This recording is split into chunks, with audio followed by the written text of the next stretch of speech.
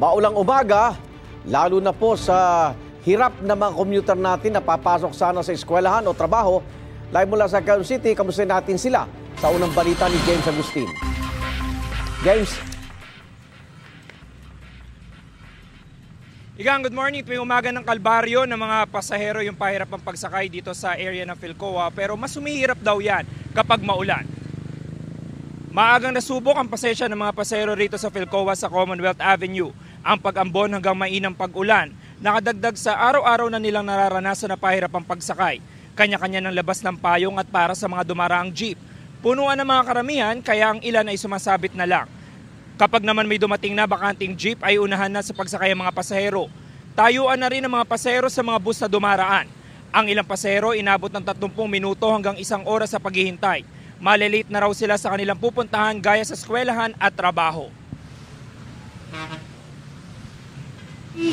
Perya po kami dapat jeep, Philcoa Ekot, kaso punuan po. Kaya taxi, nag-send kami mag-taxi. Punuan din po. Parang adjust na kami ng mga 30 minutes pero parang malilate pa rin po kami sa pasok. Usually araw-araw naman po mahirap sumakay po eh. Lalo ngayon na umaambon, may ulan-ulan, talagang mahirap po. Yung mga sasakyan, masyadong puno na. Wala, mahirap. Paano ho diskarte gagawin nyo ngayon? Ano na lang sasabit.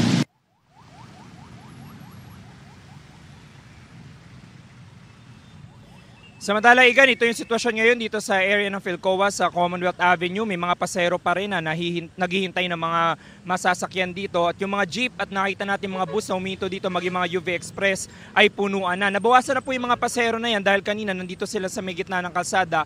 Kahit may mga tauhan ng MMDA na nagtataboy sa kanila patungo doon sa area kung saan yung tamang sakayan. Silipin naman po natin yung lagay ng trapiko dito sa kabaan ng Commonwealth Avenue. Ito po nakikita nyo, westbound lane po ito, mga sasakyan na patungo sa elliptical road. Marami-rami na po dahil rush hour na po ngayon, pasado alas 7 na ng umaga at sumisikip na po yung daloy ng trapiko dito sa lugar. Doon sa eastbound lane naman po, patungo doon sa area ng Fairview ay maluwag naman yung traffic situation ngayong umaga. Yan ang unang balita mula rito sa Quezon City. Ako po si James Agustin para sa GMA Integrated News.